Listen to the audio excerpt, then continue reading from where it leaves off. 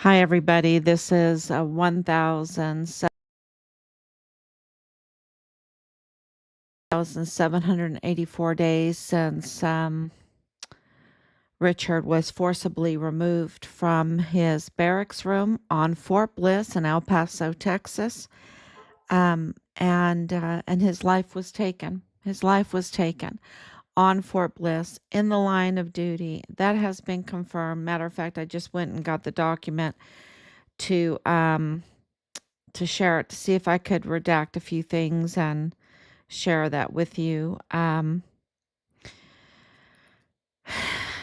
Uh, just so everyone knows what is going on and gets the truth because we're being lied to all the time. We're being lied to constantly. Sorry, I have a hair in my eye or something. So today's been a big day. Let's make sure that everything's on because, we have this huge diversion that is absolutely heartbreaking.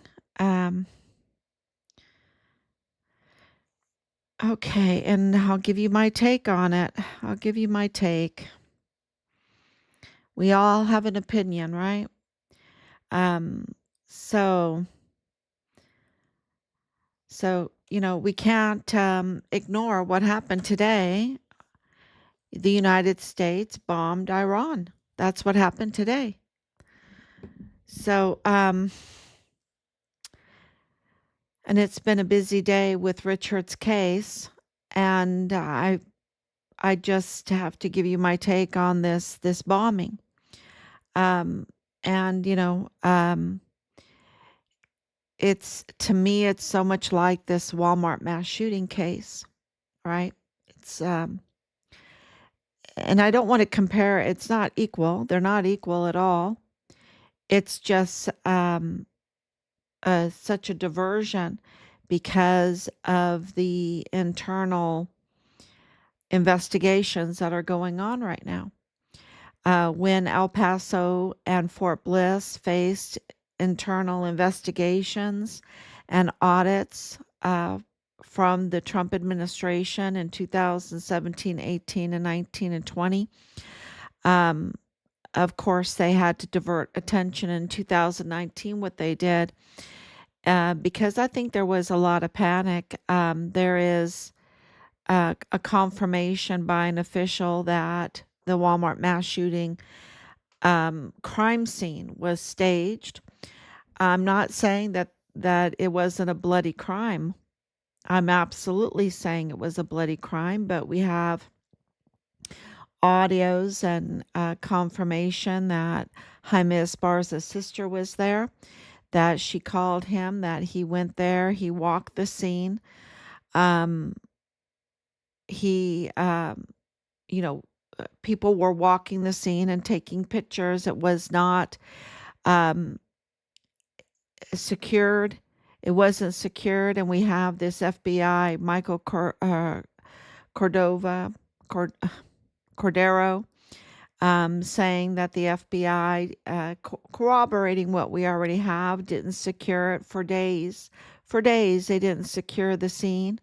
That others, even politicians, came and walked the scene, and lots of pictures, lots of video, and those videos weren't submitted into the evidence, the pool of evidence.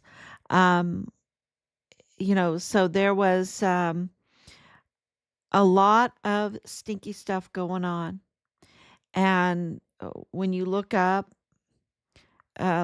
everything about the Walmart mass shooting, I think Michael Mayella and his family are a very good example of that, being the family of Patrick Crusius, and the false narrative that everyone knew that was anybody in law enforcement and the judicial system that Patrick Crusius had family in the Michael Mayella family there in El Paso, and that the narrative was fake. It's like, it's like the emperor with no clothes, and everyone doesn't want to say it, that they don't have any clothes on, right? That he doesn't have any clothes on. But they all knew that Michael Mayella and his family were absolutely family to the Crucius, the Patrick Crucius Wood, the Patrick Wood Crucius family, and that they were in the DA's office. They're in the federal courthouse office. They're in the FBI office. They're in the mental health medical field offices. They're in the um, Walmart cybersecurity office, that they are absolutely involved in business ventures in El Paso, that Patrick Crucius did not just randomly pick El Paso. Had no, everyone knew that Patrick Crucius is not racist, and yet they absolutely allowed this fake narrative, false narrative, misleading narrative, deceptive practices. I wonder who's behind deceptive practices. Well, Bob Moore of El Paso Matters is behind deceptive practices. I mean, his uh, auto group that he's connected to through Raquel Primo, the and of course Chavira, so ANR for Alex and Raquel, Alex Chavira, Raquel Primo, auto group, Chavira Auto Group, that's connected to Richard's car, is in court right now for deceptive practices. And there's deceptive practices with Manuel Chavira. There's deceptive practices with Teresa Chavira. There's deceptive practices with Nieto, Nieto, the FBI agent, and his wife in the intelligence there on Fort Bliss. There's deceptive practices with Nadal Beam, so much so that Western Frontier Trading LLC is suing him and his wife, now their ex-wife, because, you know, someone that's been married for decades, why would you have to all of a sudden get a divorce? Unless you wanted, if you had a lot of real estate, right? Real estate becomes very, very important. And divorces show that real estate becomes very, very important. And Nadal Beam, of course, is a connection also with Bradford Bugado. And real estate's very important for them. Their family is in real estate. Matter of fact, most of these families have are into real estate. So real estate is very, very important, and I can go on and on about all the connections with Gustavo Sanchez in this case, but we want to stick with Iran, and we want to stick with motives, right? Money motives, illegal criminal trafficking motives, the money that that makes, the contracts, the military contracts, you know, the sale of military equipment. I mean, you just get it all made for you. It has our military has $1 trillion budget. Okay. Uh, we're not talking about 100 million. We're not talking about 500 million. We're not talking about a billion. We're not talking about 100 billion. We're not talking about 500 billion. We're talking about a $1 trillion budget. Okay. And this is like a year, 1 year budget. All right. We should have the most luxurious airships, drones, magnificent every kind of navy ship you can imagine, and just underwater, all kinds of maybe even an underwater station. You know, you're talking about $1 trillion year after year after year, right? Last year they were like, it's not a trillion, okay, it's 990 billion. You know, I mean, it's, you know, they want to split hairs all the time. And the thing is there's always fudging of the numbers. There's always going over budget. Oh, going over budget. We are $37 trillion in debt, and we are a very wealthy country, yet we still have this kind of debt. And our unfunded liabilities are like $230 trillion. I mean, the numbers are staggering. It's there, and so something else is going on. That's the point. Something else is going on. You can't have that kind of money being spent year after year after year, and then we just got to see the parade, the audit, right? The 250-year celebration of the Army. We got to see the Army, and I'm pro Army, right? But you're talking about year after year after year, staggering amounts of money that goes into that. And where is it? Where is it? Where is it? And I'm go Army, and I told you I'm uh it's beautiful to see a parade because we for once get to see what our money is buying. It is our audit of the people, by the people, for the people. Thank you, President Trump. Thank you, President Trump. So now we have this big, these big bombs, and they call it or whatever. And I'm not, because, 30, we have 80 years of combined service in our family. Been everywhere, going through lots of deployments. Even before Desert Storm and or Desert Shield, Desert Storm, and the subsequent, and times were very different then because you had to really discuss it with Congress. Now you don't really even have a discussion on the congressional floor, do you? You don't have a vote from the people. If bombs that belong to us, they belong to us, we the people, if we want our military to drop them, right? We don't even get a vote in it. It's like a disenfranchisement. Okay? It's a disenfranchisement. And so, of course, President Trump, being the real estate person that he is, okay, knowing real estate. I mean, my goodness, he bought these magnificent pieces of real estate that some of them were long forgotten, and he redid them, right? He refurbished them. So you know, for someone that likes real estate, and I do, I love these landmarks. I love these landmarks. I love these old buildings.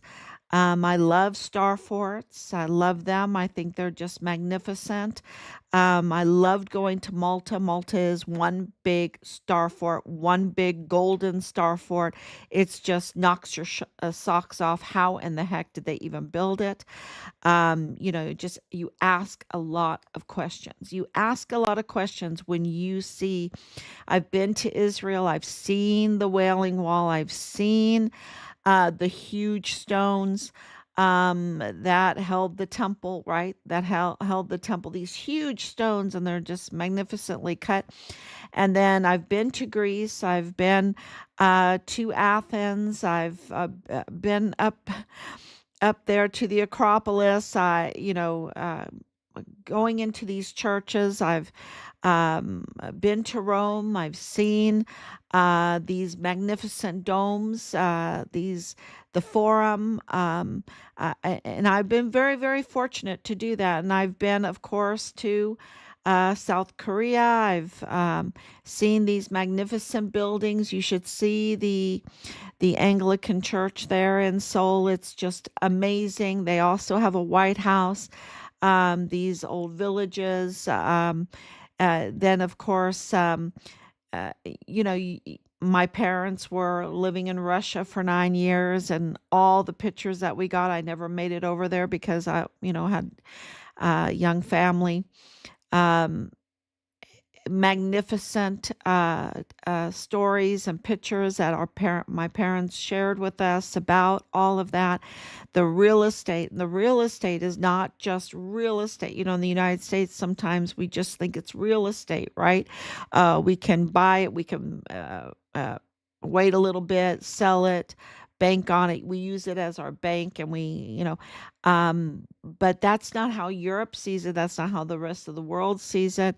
Um, they have some structures that are hundreds and hundreds of years old, and they are magnificent. They are absolutely, you go to Spain, you go to Portugal, you go to Madeira. Madeira is another island that, you just um, wonder, because it's just right in the middle of the Atlantic, and it's just this Porto Santos and Madeira, and you have these structures, out there in the middle of nowhere, and that's where Columbus died, on Porto Santos. And so you have uh, these bridges and these um, cathedrals and these star forts and these temples, and you, of course, right behind me, you see Saint Sophia, right? Uh, that's in Constantinople, modern day Istanbul. This is, I was painting that when Richard went missing. Okay, I just love that. It's not something that just happened after he went missing. I get books. My books are of places I would visit, and I love these structures. So when um, President Trump came out today and announced where he was bombing, I looked them up. I looked up these places because I want to know, where is he bombing? What is he bombing? Right? And these are, uh, you know, I don't know if he hurt these structures, but these are magnificent structures, magnificent history. And I'm sure the world, if they knew what was being bombed, wouldn't like that, wouldn't like it, because they've lasted longer than any bad mullah or whatever, right? These have been there hundreds of years, and they last longer than any evil person. And uh, so, when you go into war, and if you like theology, and I do, I like theology. St. Augustine, the just war theory. How are you supposed to fight? Where are you supposed to fight? Are you allowed to bomb a city to smithereens? Are you allowed to bomb? I'm Christian. Are you allowed to bomb a mosque? No, I would say no. Okay. Saint Sophia was Christian. Then it what became a mosque. Then it became like a museum. Um, you know, so it lasts longer than our own decisions. And this fear of uranium, um, fear of nuclear bombs. When the real think about what happened in 2020. What was that that did so much harm? The shutting down of the economy. That's what did harm. That's what kills people. The fear, the shutting down. It was absolutely a disaster. People that were middle class, that had spent their whole lives building a business, or even 10 years building a business, or had put all their hopes into a little business, that just opened it up had to shut down, and these big box stores like Walmart, like, and I call out Walmart because of it was being investigated, that these big box stores got to stay open, and trillions of dollars were shifted from the middle class to the elites. And and we went along with it. I didn't go along with it. I tried not to go along with it. I'm not a rebel. I'm not a rebel. And so, and of course, we are we'll be forever grateful to President Trump for declaring Richard killed in the line of duty, admitting to it with all of our evidence upon evidence, evidence for the evidence, of the foul play, of being on Fort Bliss, of being killed, of the whistleblowing, of everything that Bob Moore was trying to do his media jefe capo fixer, right? The media jefe capo fixer, but he was worse than that because he's a co-conspirator. He's a co-conspirator in the Walmart case. He's a co-conspirator in our son's case. And then the media jefe capo, the jefe capo, I should say. I'll get it right. It takes me a little bit sometimes, but I'll get it right. Um, you know, Fixer in this media feeding lies, deceptive practices. That's his middle name, Bob Deceptive Practices Moore of El Paso Matters. And and he doesn't just serve himself. I mean, he serves himself, of course, but he has a billionaire that he serves, right? He has billionaires that he serves, that are the backing of El Paso Matters. Because he was with El Paso Times before and he was out of a job. And then, then he got El Paso Matters, and, he has to do the bidding of this billionaire. And I don't even want to say he has to do. He doesn't. He could be, um,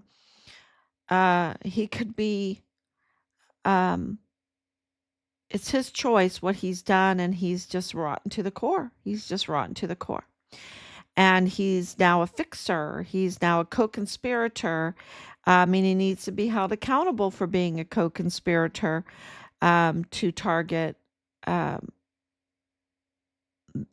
the public, right?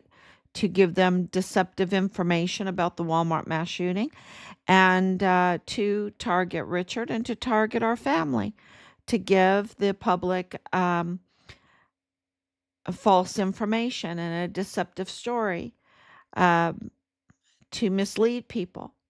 And so this is why I want to address how I feel that the Iran, there's amazing progress of what we've done in El Paso. And El Paso is the epicenter, okay?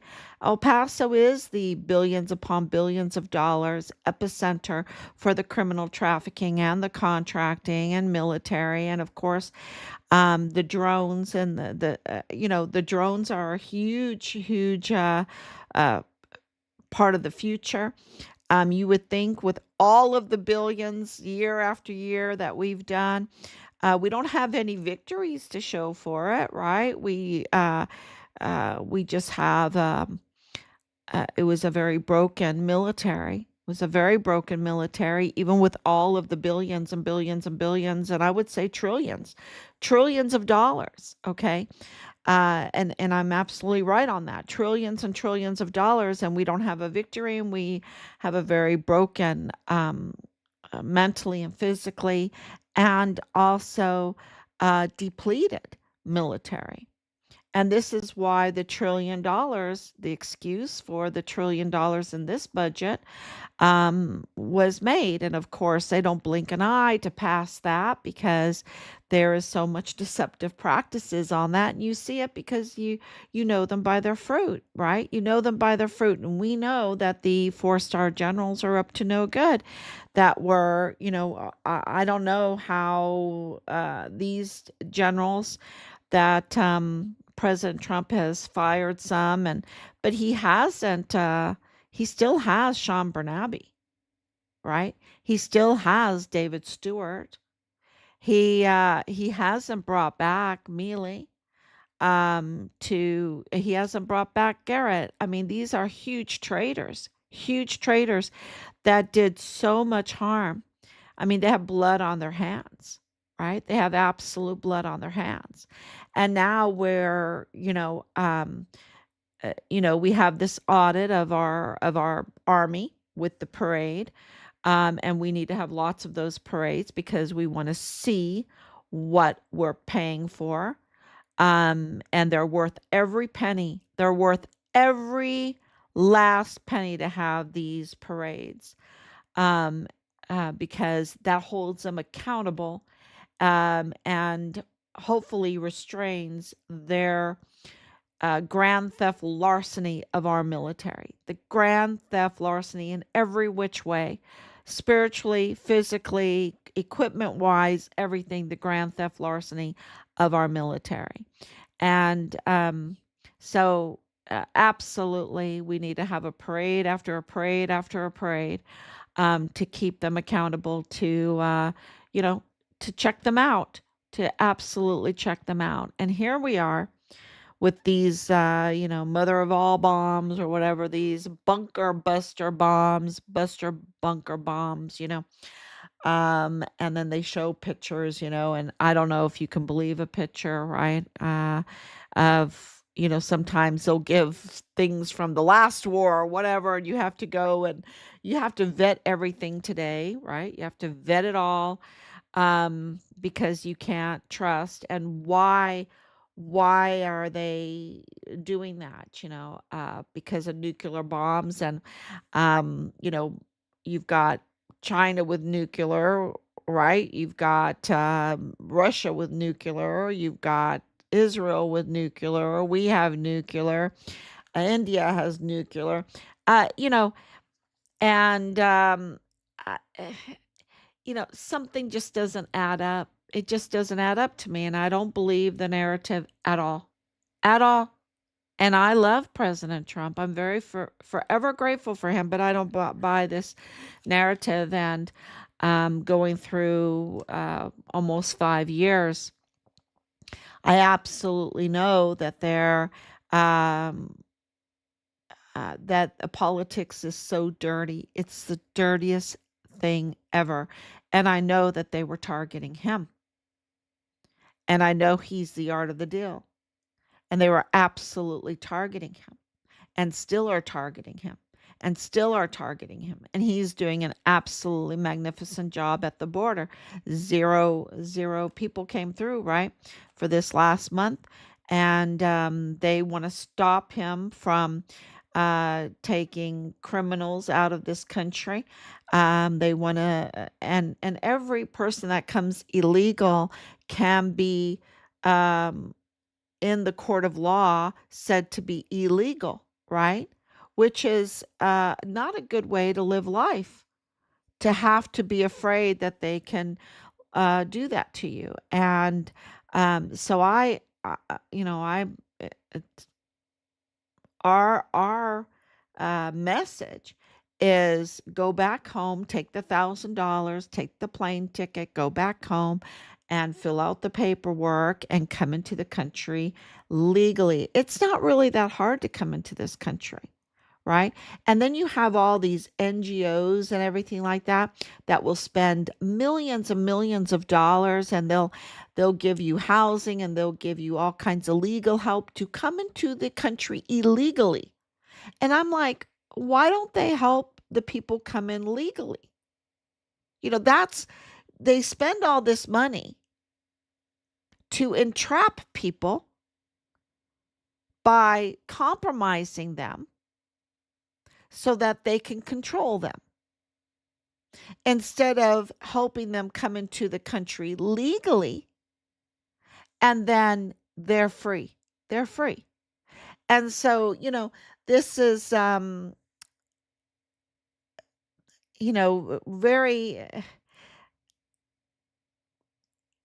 very easy to see when you're in our situation, and we have seen so many people be compromised, and become total long life criminals, and that the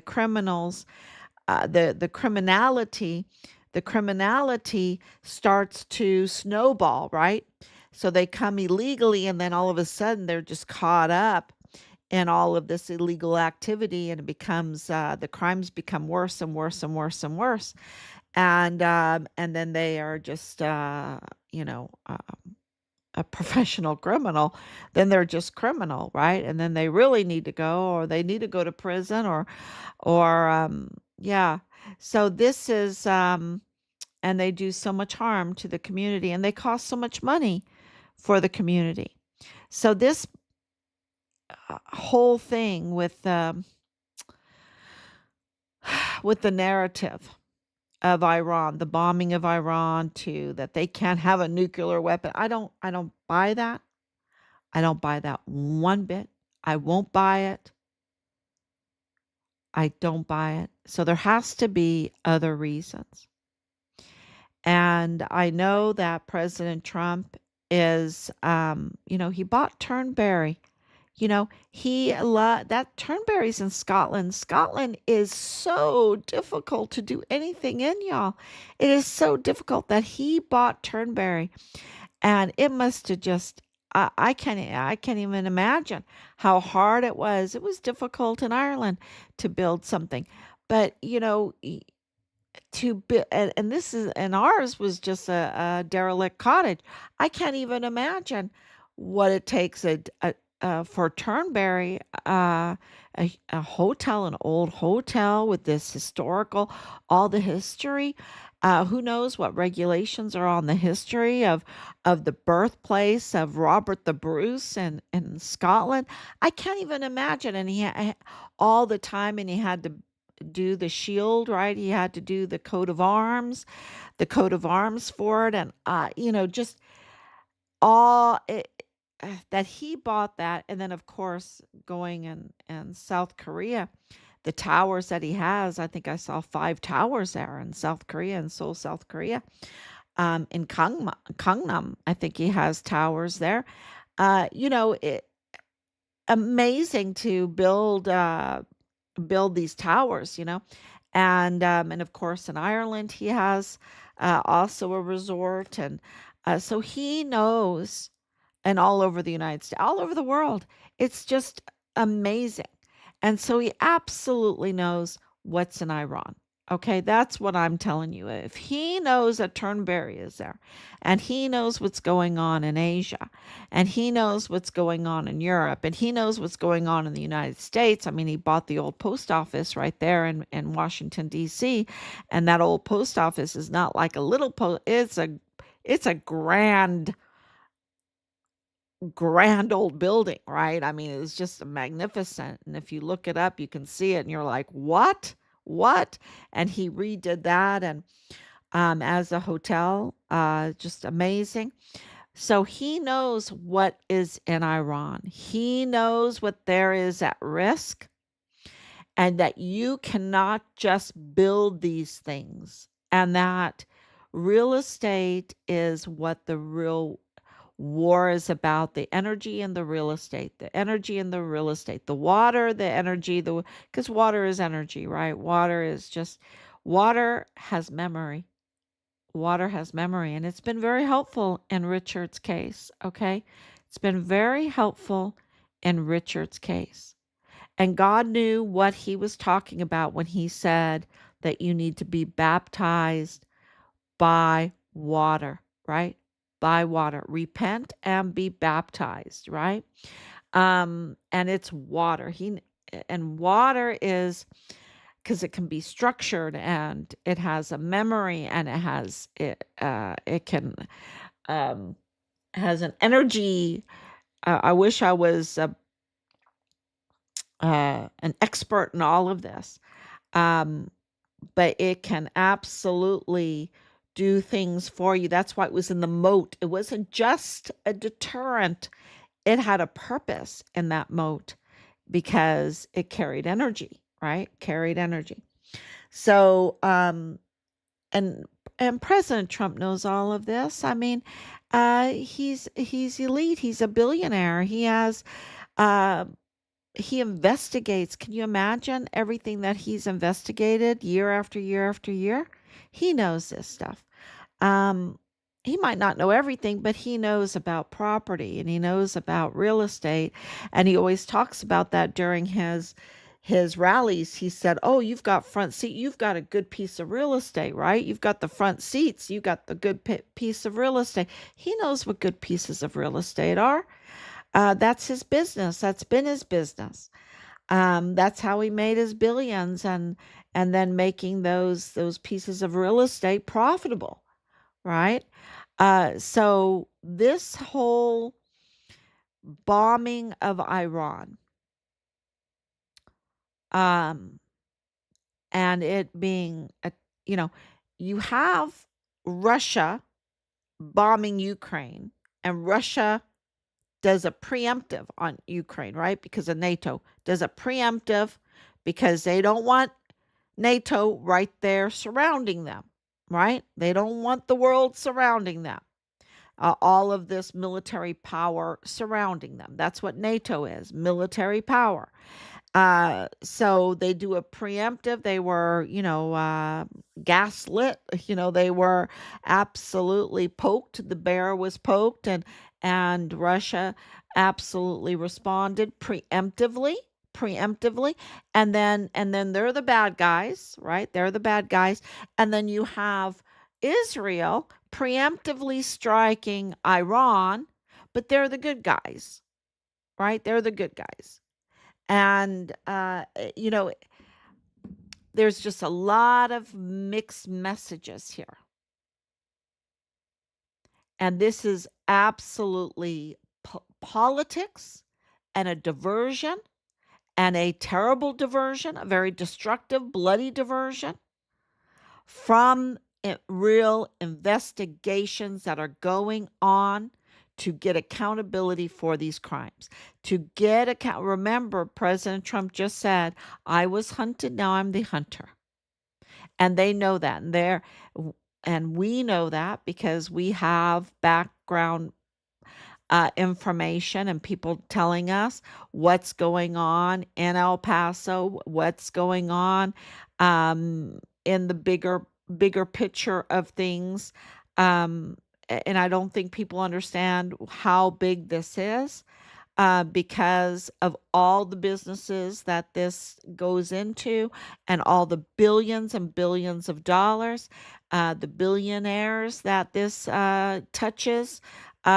Is involved in all of this, the countries, the international aspect of this, because of all the trafficking.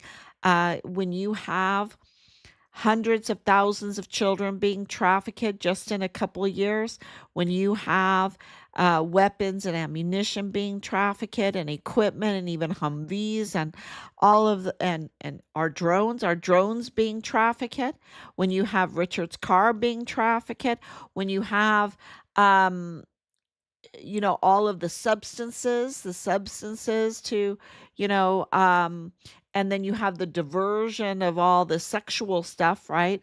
All of the LGBTQ stuff, the transgender stuff, like all this diversion to get your attention off of these huge criminal contract deals, these huge war deals, these huge, these huge crimes that are nation destroying, that caused $37 trillion in debt. This is this warmongering. Um, to see Lindsey Graham just be a warmonger, he needs a diversion, right? Because he's our senator. And look how negligent he's been. Then you have Senator Cruz wanting this diversion too, wanting this deception, these deceptive practices, this war, even if it costs lives and amazing and any kind of real estate, right? Because we don't know what's all there. Even though it costs that, they want a diversion. Why? Because Ted Cruz has oversight of Fort Bliss, has oversight of El Paso. And El Paso is a mess. And it goes into Austin. It goes into the capital. And it just shows his negligence. It shows, well, that he was serving somebody else other than the people of Texas, right? And he even said that in this interview with Tucker Carlson. He says that he serves Israel. I mean, he even said it. It's just like, that's why I got into this. Really? Really? What about the Texas people? What about the people of Texas? What about tens of thousands of children that were trafficked? What about the FBI coming out and saying that the election was tampered with by fake driver's license given to who? People that are being brought into this country, taken advantage, lied to with deceptive practices, illegally, and bound to have to pay um, their what are they called? The coyotes, the people that bring them, the people that gave them legal help, the people that gave them their credit cards or their backpacks or their place to live or whatever, and that they are bound, they're enslaved to these people. They have masters that they have to serve. They have masters that they have to serve. They're not free, and that they're getting these driver's license and they have to vote a certain way, right? Because they don't want to be deported.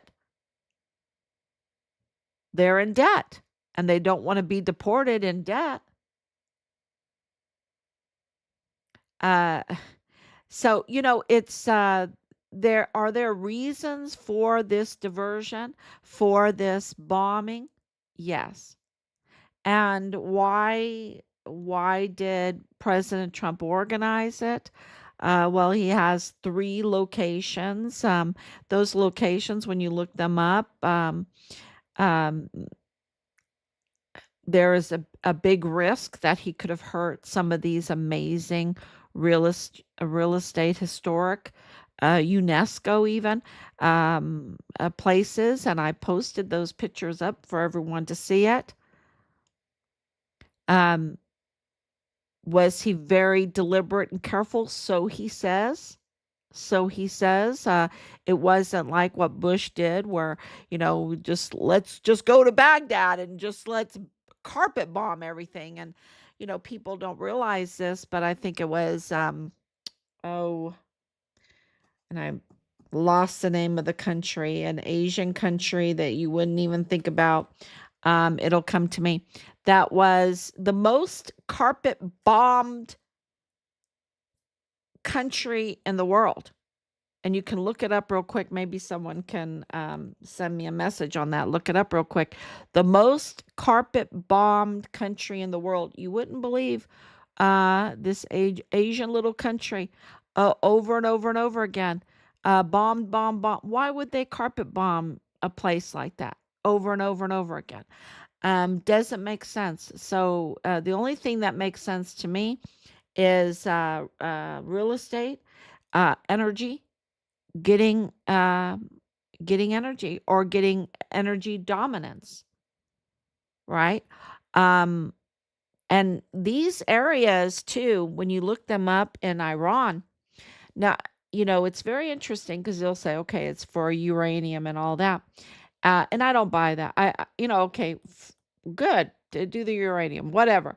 And people will get upset with me with that. But, we have a long history of all these people having this kind of bomb. And it's like, okay, um, you know, anyway, I just don't buy the narrative.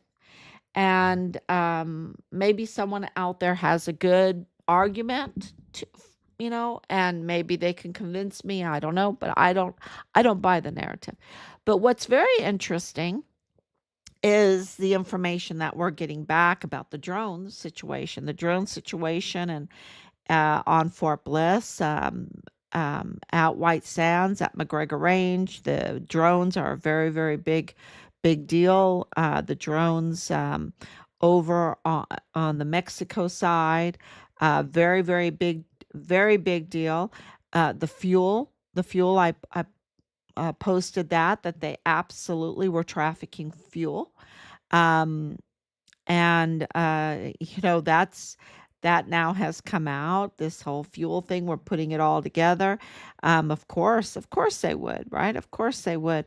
Um, but also in Iran, in these locations, they that's where drone factories are too. So I think the drones are more of a risk than anything, right? The drones, you could say, oh, they're the ones that carry the bombs or the missiles or whatever.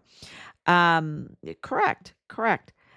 So the drones are really important, and then also the energy. So who were they doing the drones for? I think it was for Russia, for the Ukraine war. I was just reading briefly today all about these places. And so I'm not an expert at all in it. I'm just telling you what I was reading through today. uh so it's really good to look into this, to read what other reasons, what is there, in these three locations that President Trump bombed today. What is there that would also be a reason why what they're trying to do, right? So, I just want the truth, and I don't feel like we're getting the truth.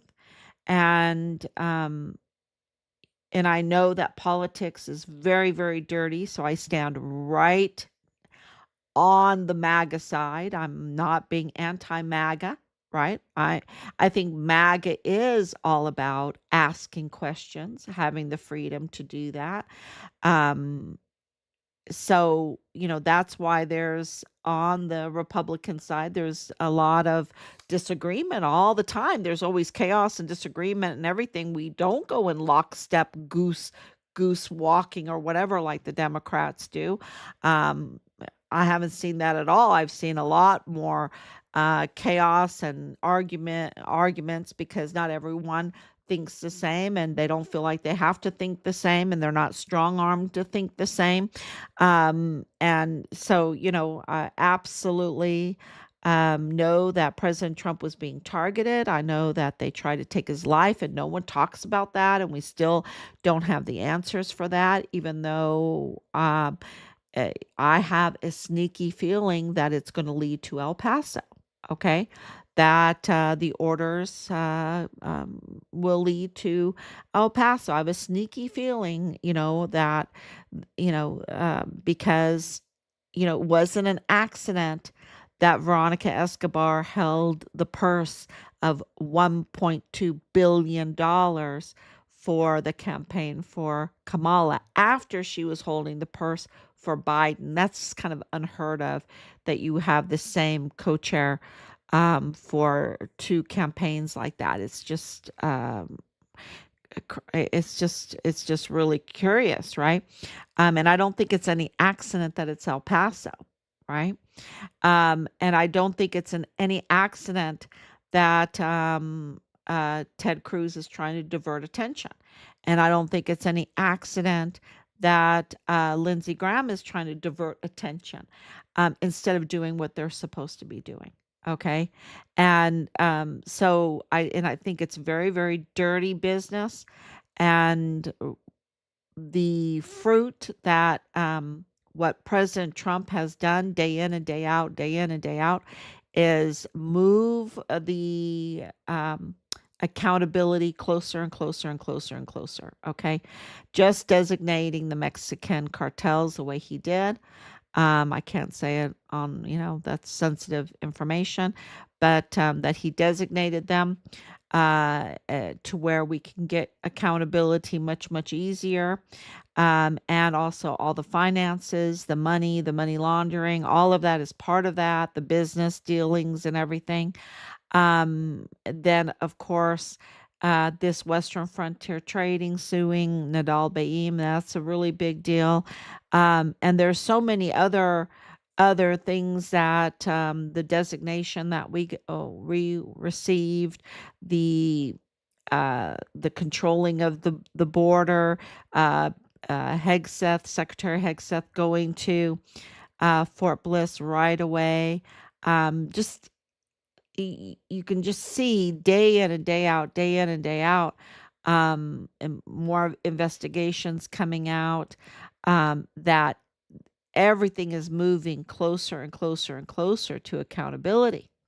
And our intelligence that we're getting from El Paso and Fort Bliss is that it's getting closer and closer and closer to accountability, that things are really happening behind the scenes. So this is, we can't relax. We're full force going forward. But I think that there's a big political, these are billionaires that are, just grasping. And those billionaires pay for the campaigns of like someone like Ted Cruz or Beto O'Rourke or Veronica Escobar or even a Lindsey Graham, right?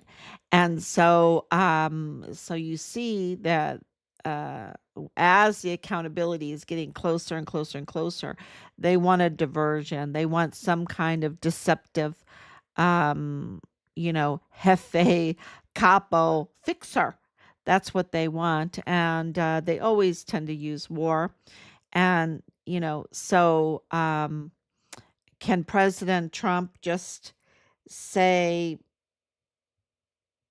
well, Danielle, look up Galen Windsor. Look up Galen Windsor. Okay. Look that up, uh, Galen Windsor, and keep on nuclear or um, uranium, Galen Windsor. Look that up, and then we can discuss things. Um, I just think that um, because of Fukushima, um, that was all during the homeschooling, right? And then my parents being in Russia and the whole Chernobyl thing, and and of course I had a very good friend in Germany that would take children from Chernobyl every summer to get them away from that area, just for a few weeks, like 2, 3 weeks. Sometimes the family would all come together, but she would take these children and give them a great summer vacation. Go to the playground, go to the zoo, whatever. And so I just don't buy it. I just don't buy it. I think that um, you know, um, I didn't buy 2020 and I didn't buy what they were telling me about our son because it was absolutely absurd. Now, at that time, did I even imagine how big this was? No, I did not, but I knew what they were saying to me was a lie. And my husband knew it was a lie. And and that they were not, they were being deceptive. And look, when they didn't even call us. And when we found out, what was their step? I mean, you had Vanessa Guillen's body being found, and we were finding out that Richard was missing. And how did the army respond? The army responded, and was a bad guy then. Mealy was a bad guy then. McConville was a bad guy then. You know, and they were absolutely mutinous to President Trump. I can tell you that right now. 100%. And how did the army respond to us at Fort Bliss? To take Richard off the rolls and tell us we're on our own. That was their response to us. Can you, um, can you imagine?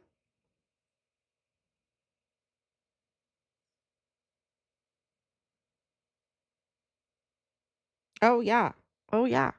But it's not, I mean, Fukushima was a big deal, right? Um, and we're not hearing any more about it, are we?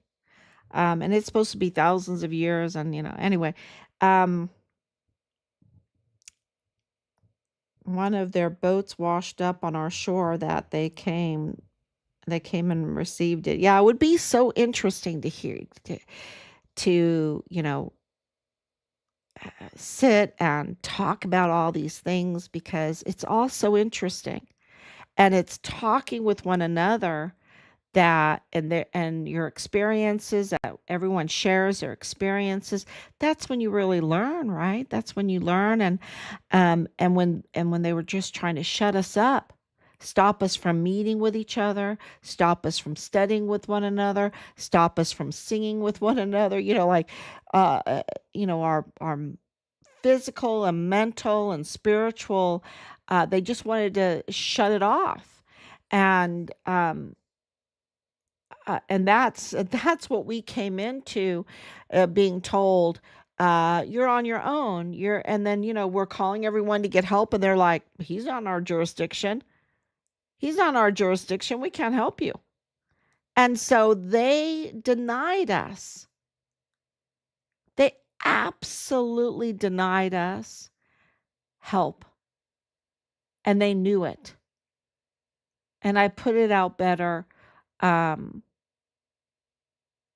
on I just posted it up better. But they absolutely denied us in so many ways.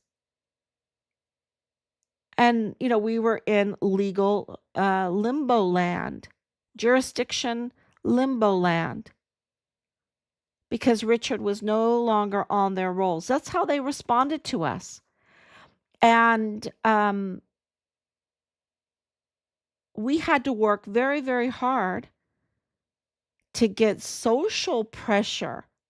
It was Instagram, one post on Instagram that went viral, that got the army to call us back and say, okay, well, we'll put him back on the rolls now. And then they went into their deceptive practices. And then they told us, when they met with us, um, that we're going to have to investigate ourselves, that they can't do anything to help us unless we bring them leads. I mean, it's so criminal, absolutely criminal. And it's really indicative of, the cover up of the cover up, the cover up of the murder. And I don't know if I'm allowed to say that. The taking of Richard's life, the cover up of, um, the retaliation against him.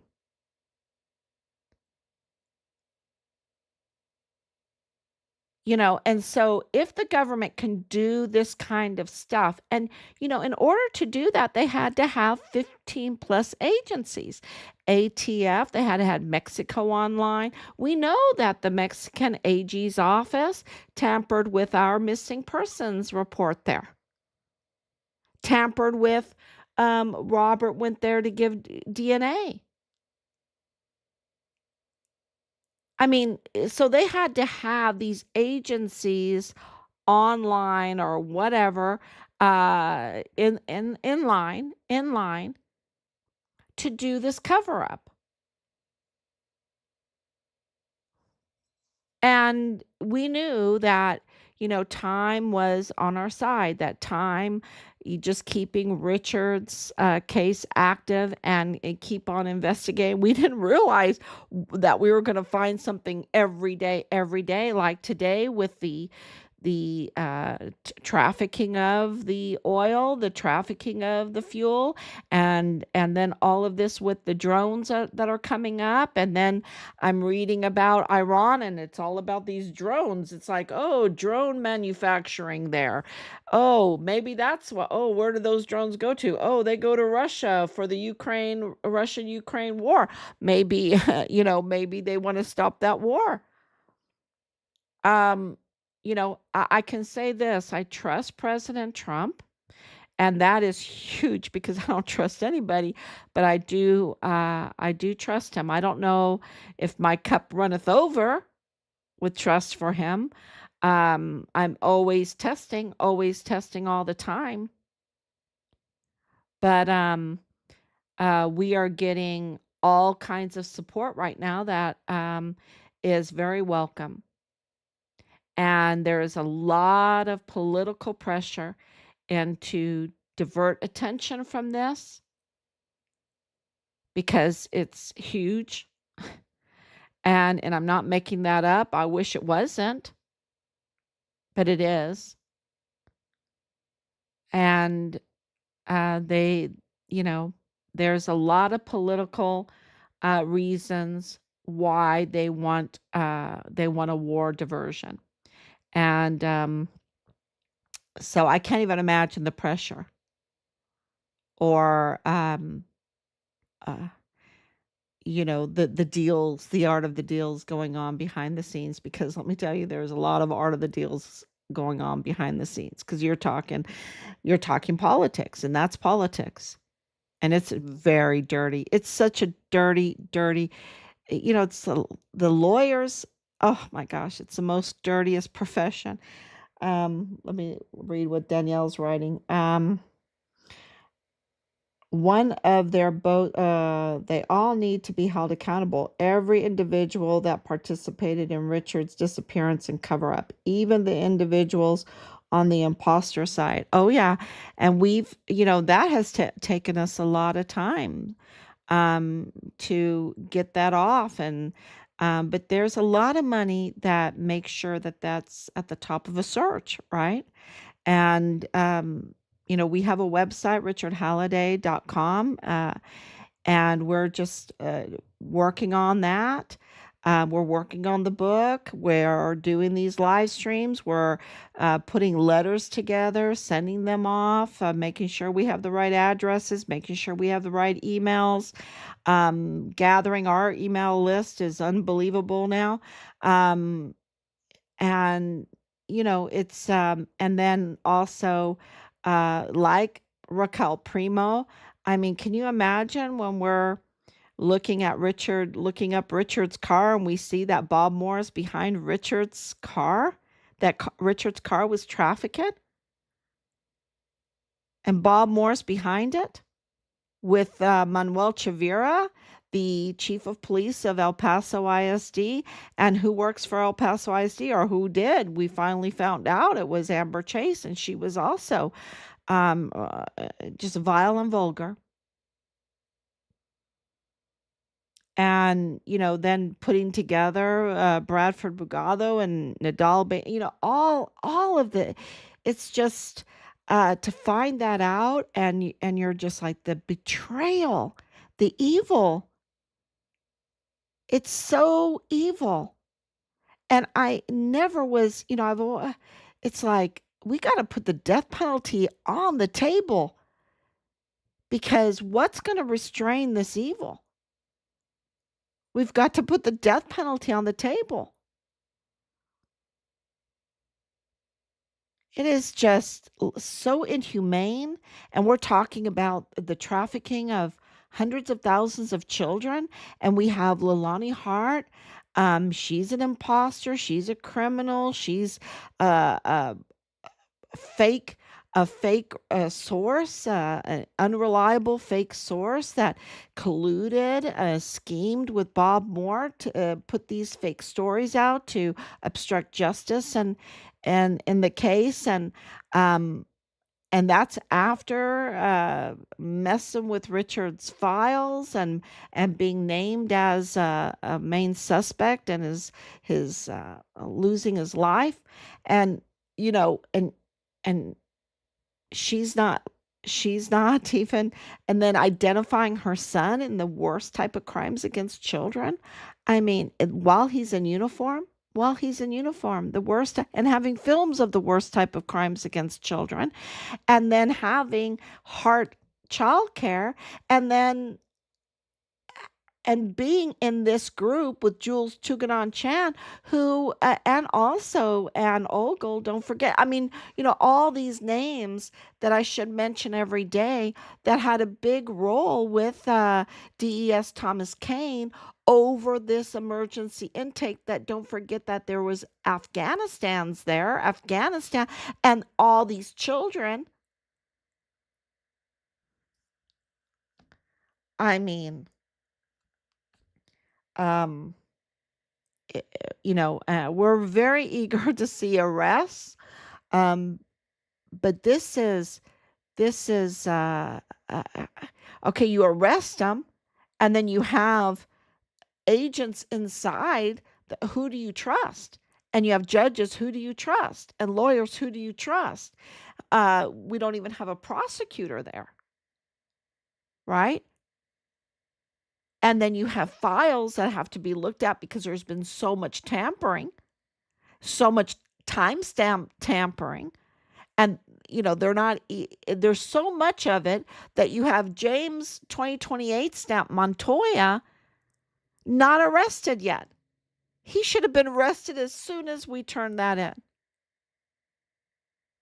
But because there's so much tampering, so much criminal activity, and that, okay, so when you get them arrested, look at what happened to Patrick Crucius. They wanted him arrested, right? And they wanted it so bad that they got that appointed counsel application in by 5:42 a.m. on a Sunday morning, just hours after he had committed the crime, without any competency hearing.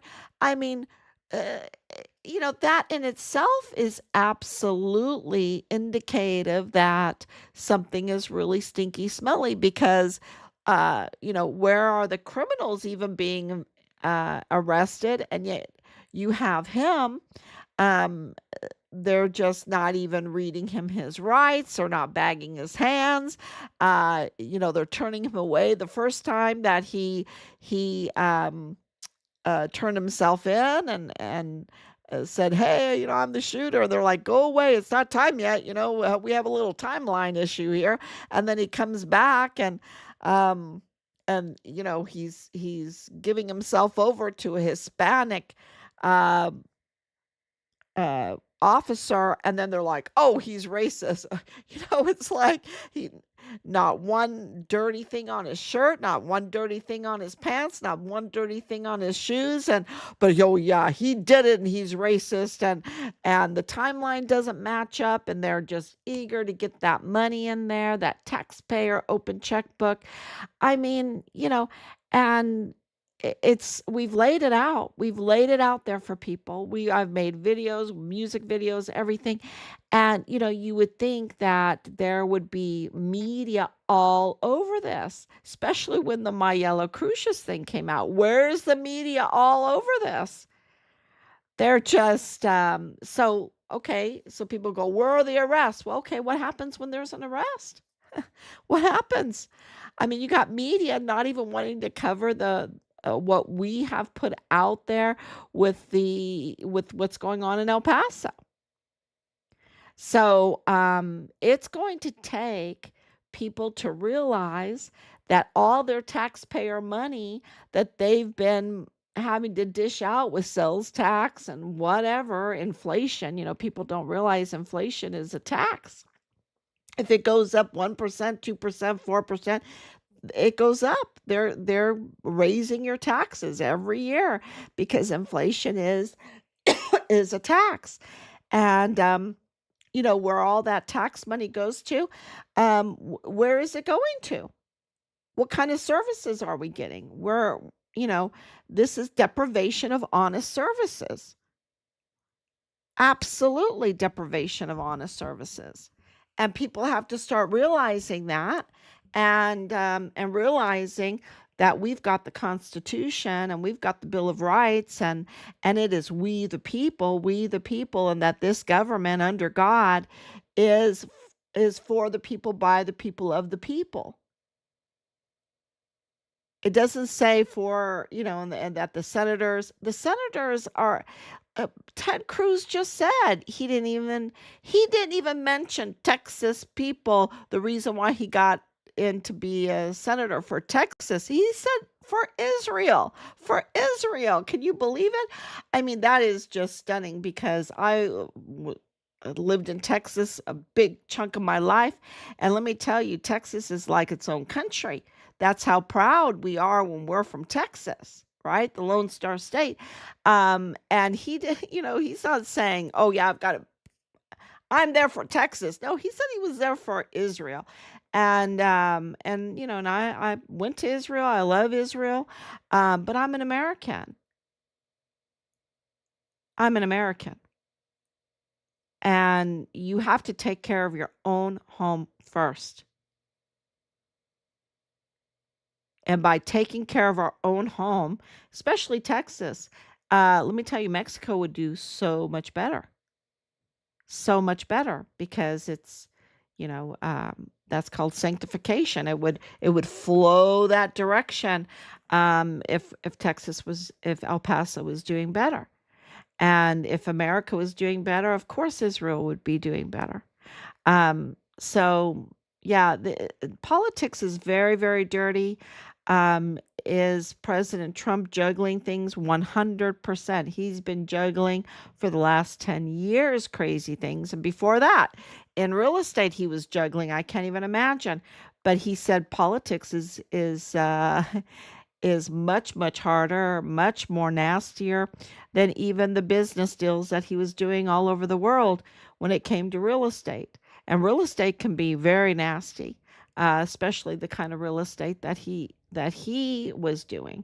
Um, from New York to all these big cities and historical places. So um, I'm thinking that there is a real push by the politicians to have a diversion, to have deceptive practices, and um, and he put out these bombs, these three locations, and I'm just praying that he didn't hit any of those amazing structures. I'm just praying he didn't, and I hope he didn't kill anybody. That's just me, because I just feel like preemptive. I hate preemptive, right? What if? What if? What if? That's just living in fear all the time, and just being reactive all the time, instead of, I mean, what if, what if, what if, what if, oh, they're doing this, you know, um, I hate that preemptive stuff, and I think it's illegal. That whole preemptive strike stuff. I think it's totally illegal. And I don't think it's in the just war. I don't think it's just war at all. We have the right to defend ourselves, but this preemptive, just to be a scaredy, or shoot from the hip, I don't like it. But I understand that there's a lot of politics behind this, and I know there's a lot of politics. Look, they took down Yvonne Rosales, right? They put Jaime Esparza in as a USA. So he was the state prosecutor, and then made the federal prosecutor over the Walmart mass shooting. Then he was screened from that because there was some kind of integrity there that got him screened from that. Um, but yeah, it's very obvious that this is politics, and that just pray for President Trump to make the right decisions. And I'm not uh, trying to guess what he's doing is right or wrong. I'm saying I trust him. And I think it's a very dirty business, and not everything that happens we're going to like. And especially in Richard's case, just his car look at how much they lied to us. It's just crazy. So everything that they've done, I didn't like, of course. So we go forward and we keep doing the right thing. We keep going, and we never stop. We never ever give up. We never give up. And we fight for our country, and we fight for our families. We fight for our communities, legally, not as rebels, um, and not with coercion, um, but with conversion, right? With conversion. So, yeah, it's amazing what we've accomplished with that. And those that are guilty need to be found guilty. And, I'm just putting it in God's hands. Um, so, this whole Iran thing, I think we need to be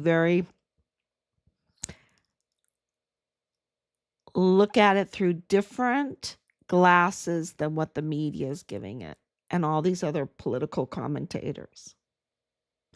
That's what I'm saying. So, thank you so much. They need to just give you Richard's remains. Absolutely. And that's what this is all about. We've got the DOD saying Richard lost his life. I have to say it that way. On Fort Bliss, in the line of duty. Right? Which confirms that it was in regards to retaliation, because the evidence is so overwhelming that he was retaliated against and that he was a whistleblower. And the way they responded and everything, there's just so much evidence. To say something like that, to have the drones, to have all the security, and then not even bother giving us his remains, it's just not acceptable. It's just not. Nope. Nope. And not to even give us answers, right? The truth. So they lied to us about Nadal Bayim. They lied to us about everything, didn't they? So, the truth is coming out. We're giving it to you, and you can absolutely 941-677-0060 call us with information. And many people have, and really good information that's been coming in. We're going through it. But we just need a little bit of time. And I had some people even make these cards for Richard. I just love them. I need to refine it a little bit and put it up there. So they're sharing it. They're sharing those cards are great. So anything that you share with Richard, unresolved case of Richard Halliday is absolutely, we're so grateful for you doing that. So thank you so much. And we will be back tomorrow, God willing. Thank you so much, and we love you. And thank you, Anicia, for your prayers and love. Thank you, Danielle. And yeah, until tomorrow. Thank you. Bye bye.